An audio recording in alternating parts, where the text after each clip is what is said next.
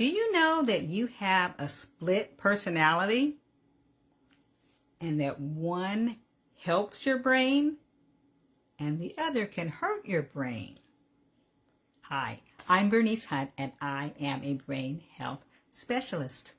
I work with women just like you who are starting to notice a few memory issues, and I help you to stay sharp so that as you age, you can still travel, have fun with your grandkids, and experience new adventures without missing a beat.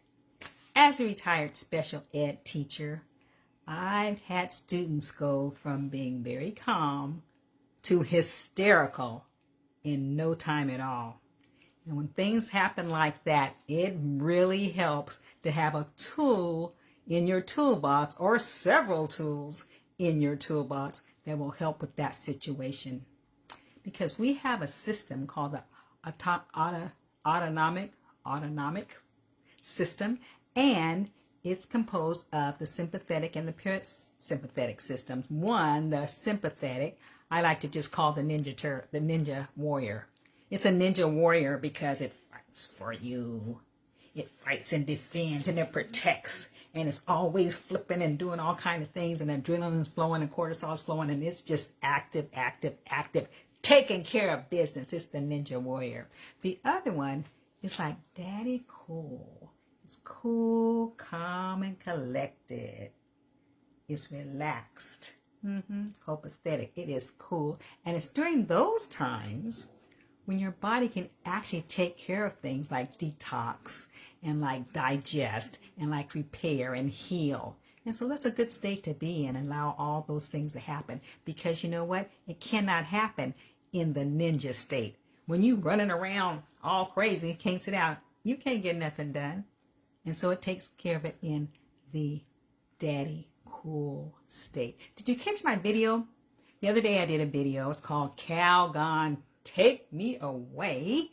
And it was talking about de-stressing, activities you can do to de-stress. And today I wanted to talk about your systems again and go a little deeper into how you can stay in that relaxed state more often, or better yet, get yourself back in to that relaxed state when you found that you slipped out of it. Okay, because you know what? You can't be in both of them at the same time. You pick one or pick the other. It's like you can't be a little pregnant. You're either pregnant or you're not pregnant.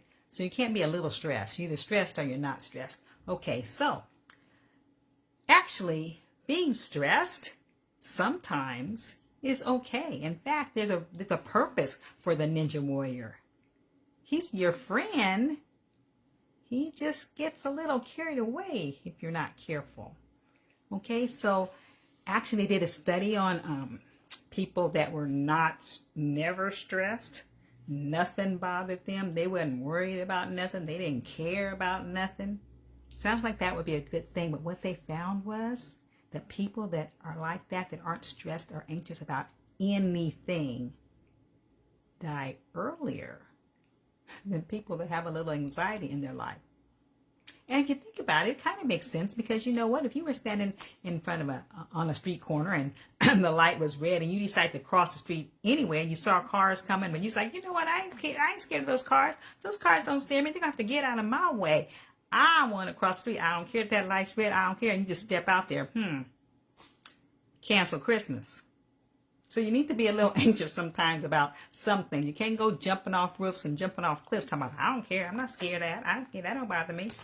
Okay, it pays sometimes to be a little cautious, to be a little stressed and anxious about some things. That's why we have that system in us. Okay, so that's, some stress is good, but it's just when the ninja warrior gets totally carried away, it can't stop. It starts tearing down everything. It's what we call friendly fire.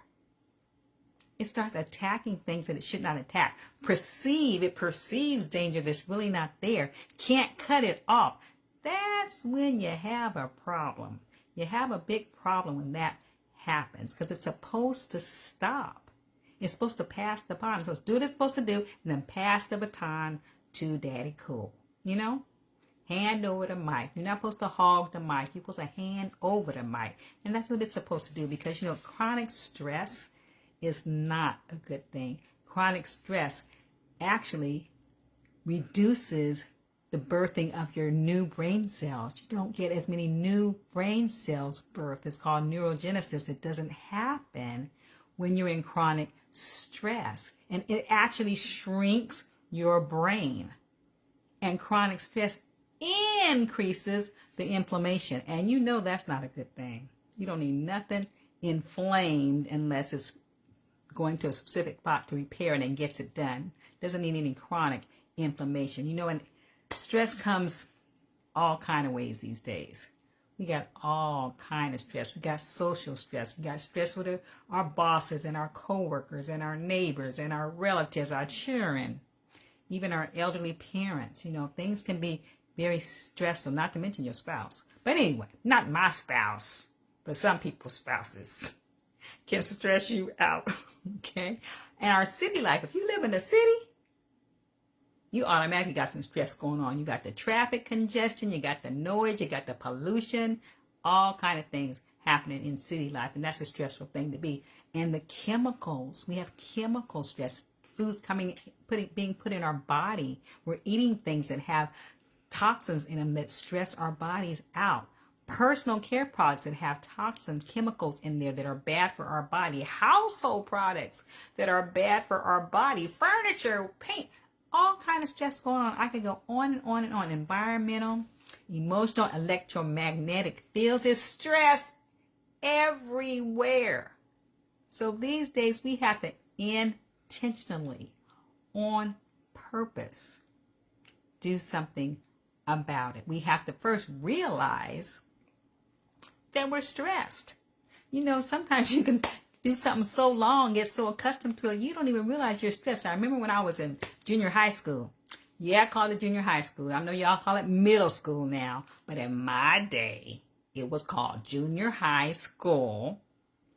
And the hairstyle was in where you wore these bangs, and the bangs spread across your forehead and they came down to your eyes, right?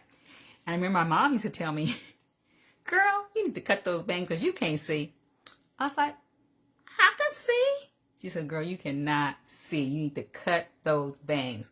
I can see. So I went for a while with my bangs like that. I could see. I didn't think there was a problem. When I finally decided I was going to change my style and I cut the bangs, the first thing I did, automatically I went, whoa, wow. Everything was so bright and vivid and sharp. It was funny because I realized that for all those months, I couldn't see. But I thought I could see. You know, my definition of seeing was totally different from what it was. That's kind of like when we're in chronic stress. Sometimes we don't realize that we're chronically stressed because we've been that way so long. We adjust to that feeling, to that feeling that we have, and we think that's normal, and we don't think we're stressed. I notice for myself, there's some signs you have when you're stressed, and I know my signs are I tighten up. Like I'll notice that my jaw is clenched for no reason. And I have to intentionally, purposely, why am I clenched up? Let it go. Sometimes I ball my hands in fists for no reason. And it's just a reflex that I do. Or my shoulders. My shoulders are getting hunched up. I remember the masseuse, when they were giving me a massage, and they always, I don't care who it is, whoever's giving me a massage, at some point during the massage, they're going to say, wow, your shoulders they're so tight. You're so tight back there. You have so much tension back here, because I find myself going like this, and I have to purposely get out of that state, purposely calm myself down and relax my body. So you probably have some signs as well, maybe different from mine, but take notice of them so that you can purposely, intentionally get out of that condition, because you don't want to be in the chronic stress state. You don't want your ninja warrior on point 24/7. You need to relax, and you need the daddy cool to take over so that your body can work more efficiently. Okay, so we're going to put our daddy cool back in function. How are we going to do that? First of all, let me tell you about the heart-brain connection. Did you know there was a heart-brain connection? There's a heart-brain connection. There's a nerve that runs through your body. It's called the vagus nerve, and it touches practically every organ in your body, and it connects to the brain. And your heart sends more messages to your brain than any other organ. And if you keep that vagus nerve toned up, your parasympathetic system, your daddy cool system, will be able to transition quicker when you're in a stress state, and you'll recover in a shortened period of time. You'll be able to quicker get yourself into that relaxed state that you want to be in if you have a toned up vagus nerve. So guess what? There's some exercises you can do. There's things you can practice. Not really exercises, just activities, really, that you can do on a daily basis to keep your vagus nerve toned. And in my other video, I talked about some activities you can do. We call it de-stressing, that you could do. And you can go on my Facebook page, and it's listed up there. That you can see the video, and you can also see the list of activities that we talked about. But today I want to talk about your do's and your don'ts, because there's some things you can do to help it stay toned, and there's some things you can do to counteract that. So we want to talk about that. Okay, that is actually going to be on my Facebook page as well. I'm just going to talk about a couple of them today, and if you want to go in here or see about the rest of them, just go to my Facebook page, Keep Your Brain Sharp, and they'll be posted there. One thing that you don't want to do, you don't want to watch a lot of gloom and gloom information. You don't want to receive a lot of gloom and doom. It's like Monk says, you're bringing me down. You're bringing me down. It'll bring you down. It's not going to relax you. It's not going to put you in a relaxed state. You also don't want to do all this social media stuff.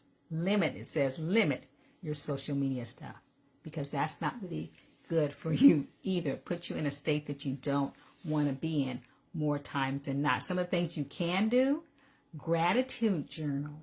They're really strong on for you to recognize things that you're grateful for. You can write them down actually in a little journal if you like, or you can just contemplate them. Like at night when you go to bed, you can just lay in the bed and think about things that you're grateful for. They usually say like 3 things that you're grateful for. Or when you wake up in the morning, the things that you're grateful for. So those are some things that you can do that helps your vagus nerve. And there's also music and laughter and meditation and prayer, yoga, things that are relaxing. So there's a list of those on my Facebook page, Keep Your Brain Sharp. You can go there and find the rest of those if you'd like. Those are do's and don'ts, and also other possible activities that you can do. Because your brain will improve when you increase the amount of time that you intentionally spend on putting yourself in a relaxed state, in the cool daddy state, in the parasympathetic state. Intentionally. You need to do it about 5 or 6 times during the day. Find yourself, not just once in the morning or something, continuous during the day with just little things. But take a look on the Facebook page and see what the different activities are, because your brain's destiny is in your hands.